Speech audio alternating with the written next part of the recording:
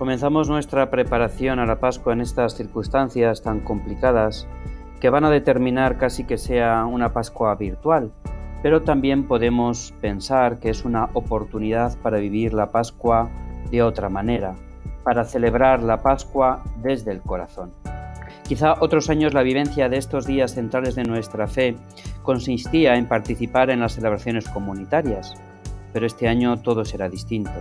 Veremos las celebraciones desde la televisión y tendremos el reto de vivir esta Pascua en la sencillez de nuestra vida diaria, en la familia, en casa, en definitiva, desde nuestra interioridad, desde nuestro corazón.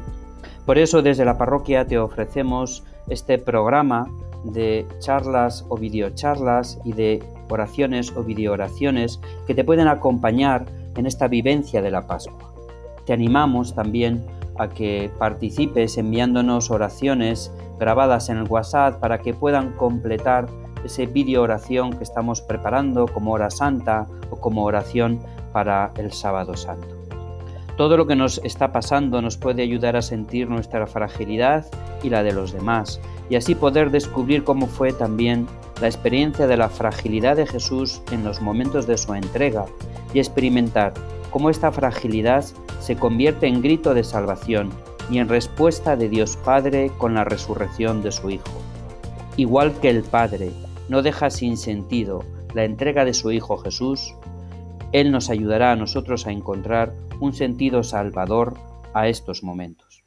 Mirad, en la Biblia hay ya testimonios de creyentes que han pasado por situaciones complicadas. Es el caso del libro de Daniel, donde se nos dice lo siguiente: en este momento no tenemos príncipes, ni profetas, ni jefes, ni holocaustos, ni sacrificios, ni ofrendas, ni incienso, ni un sitio donde ofrecerte primicias para alcanzar misericordia. Por eso, acepta nuestro corazón contrito y nuestro espíritu humilde, como un holocausto de carneros y toros o una multitud de corderos cebados. Que este sea hoy nuestro sacrificio y que sea agradable en tu presencia, porque los que en ti confían no quedan defraudados. Quizá también nosotros nos sentimos así. Entremos en diálogo con Jesús desde nuestra debilidad. Para prepararnos a esta vivencia de la Pascua del 2020 desde el corazón, os ofrezco esta pequeña reflexión desde las representaciones de la Eucaristía en el arte. La idea de utilizar el arte para profundizar en algún tema de espiritualidad ya la hemos hecho otros años en la parroquia.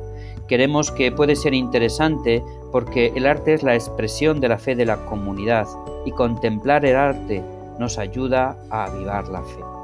Y hemos escogido este tema de la Eucaristía porque ella es el corazón de la comunidad cristiana, o como dice el Papa Francisco, la Eucaristía es el corazón palpitante de la Iglesia. La genera y regenera, la reúne y le da fuerzas. Aunque en estos días no podamos celebrar el sacramento de la Eucaristía presencialmente, eso no significa que no podamos vivir la experiencia de la entrega de Jesús en nuestro corazón y de esta forma acoger en nuestra vida una actitud eucarística de entrega por los demás y así sentirnos regenerados y con fuerzas. Debido a la brevedad de este formato, no podemos hacer un repaso de toda la historia de las representaciones de la Eucaristía en los diversos símbolos o manifestaciones artísticas, sino que me voy a limitar a presentar 4 detalles, 4 representaciones que son sencillas: la fracción del pan, la última cena, la multiplicación de los panes y de los peces y una curiosa del lagar místico. Comenzamos con los orígenes, con la fracción del pan. Fijaos, los símbolos eucarísticos son de los primeros que aparecen en el arte paleocristiano. Uno de los símbolos más repetidos, junto con el del buen pastor, igualmente importante, es el del pez, que aparece normalmente también con el cesto con los panes. Ya Tertuliano en el siglo II llamaba a Cristo el pez y a los cristianos los pececillos. Los primeros cristianos en las catacumbas, en concreto en esta imagen de las catacumbas de San Calixto, representaban junto a las tumbas diversas imágenes, y una de ellas es en el centro de las 4 tumbas, y veis ahí ese grupo de personas que están haciendo un banquete, el banquete de la Eucaristía.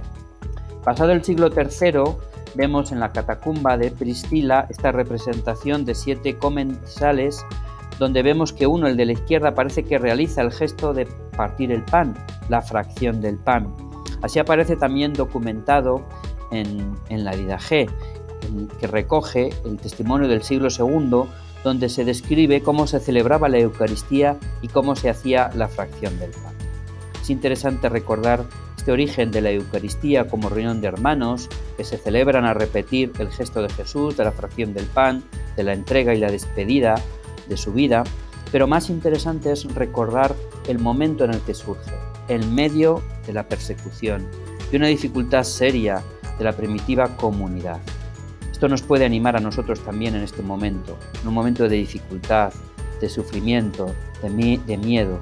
Podemos sentir cerca la presencia del Señor, podemos recordar sus gestos y experimentar su ternura.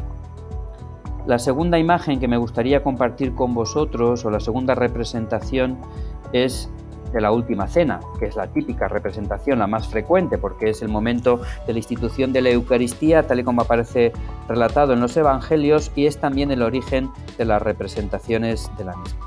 La primera representación que tenemos de la Última Cena se encuentra en los mosaicos de la Basílica de San Apolinar el Nuevo, en Rávena, en Italia, de comienzos del siglo VI. Se trata de 26 mosaicos situados en la zona más alta de la nave de la basílica, y en estos mosaicos se mezclan elementos de arte romano, de estilo bizantino y elementos propios de la población bárbara del norte de Europa. Pero si nos fijamos en el mosaico de la Última Cena, ¿qué es lo que vemos?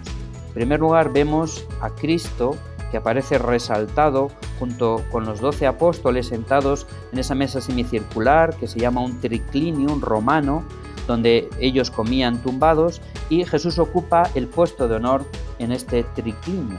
Hay un claro interés en representar la máxima dignidad de Cristo.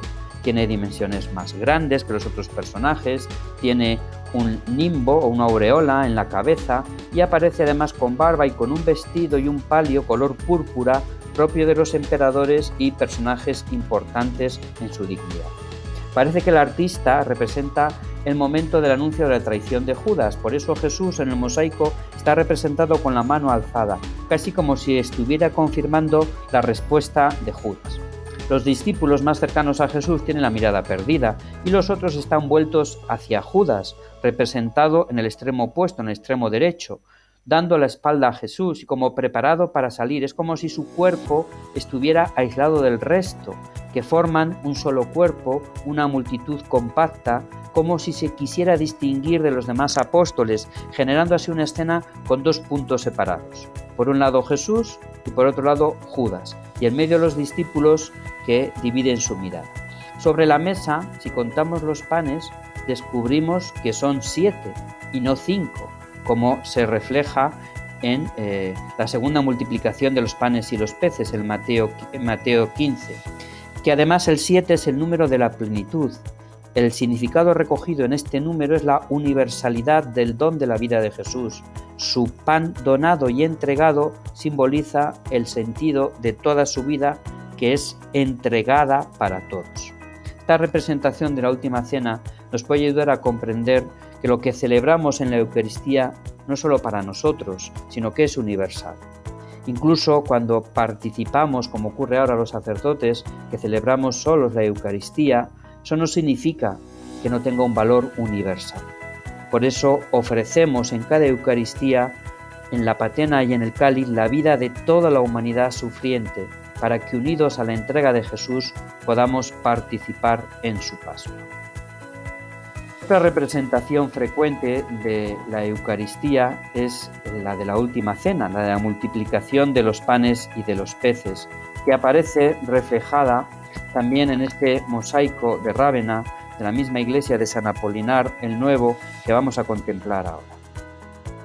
Hay que destacar que en la mano Jesús lleva 4 panes, mientras que en el texto de la primera multiplicación, en Marcos 6, se menciona a 5 panes, y detrás de esta representación está la intención de reconocer en Jesús el mismo pan de la vida, el pan de la Eucaristía. ¿Dónde está el quinto pan? Pues es Cristo. Jesús es el pan de la vida. Y Jesús en el mosaico aparece también representado en una posición particular, con los brazos en cruz y también con el nimbo sobre la cabeza con forma de cruz. Con todos estos elementos simbólicos, el artista ha tenido la intención de indicar que Cristo, el crucificado, ha resucitado y por eso también aparece con vestiduras de gloria.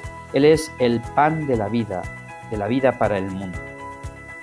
Esta representación nos puede ayudar a reflexionar sobre Jesús como el alimento que llena mi vida. ¿Quién o qué llena mi vida en este momento? ¿Qué lugar ocupa Dios en estas circunstancias? ¿Veo a Dios en todo lo que está pasando o pienso que nos ha abandonado?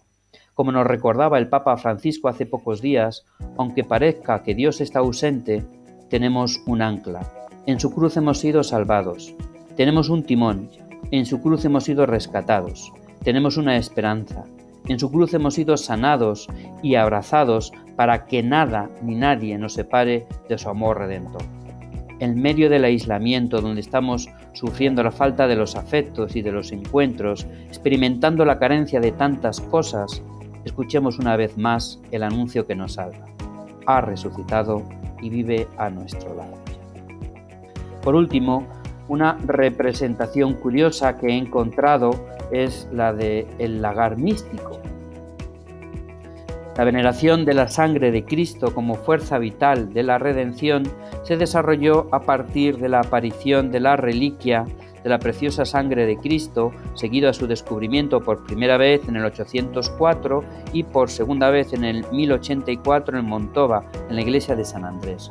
Yo he recogido este manuscrito, este dibujo de este manuscrito miniado del siglo XV de la biblioteca de Colmar. Esta tradición nace en el siglo XV, es una tipología figurativa llamada del lagar de Cristo, en la cual alegóricamente el Señor se representa en un lagar bajo la presión de una presa de exprimir uva, mientras su sangre cae dentro de un contenedor y de allí se lleva como bebida de salvación a toda la humanidad. La alegoría se inspira en las palabras del profeta Isaías en el capítulo 63, en el versículo 3, «Yo solo he pisado el lagar». De este lagar místico salen chorros de sangre que acaban en 7 motivos figurativos que representan los sacramentos. Esta tipología se difunde también en los siglos sucesivos como instrumento útil y didáctico para mostrar visiblemente la teología de la redención y de la Eucaristía. Esta representación curiosa del lagar místico nos puede ayudar a reflexionar sobre la dimensión sacrificial de la Eucaristía y sobre la presencia de Jesús resucitada en él. Es decir, la Eucaristía nos recuerda la entrega de Jesús en la cruz, que termina no en la muerte, sino en la vida y en la resurrección. Es el proceso de la Pascua. Para llegar a la vida pasa por la muerte. La Eucaristía es la presencia de Jesús resucitado después de haber entregado su vida en la cruz. ¿Dónde estamos nosotros entregando nuestra vida hoy?